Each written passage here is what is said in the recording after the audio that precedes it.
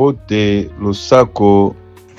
Oui, bonjour Libota, Kaboulou TV, Balandi, bonjour.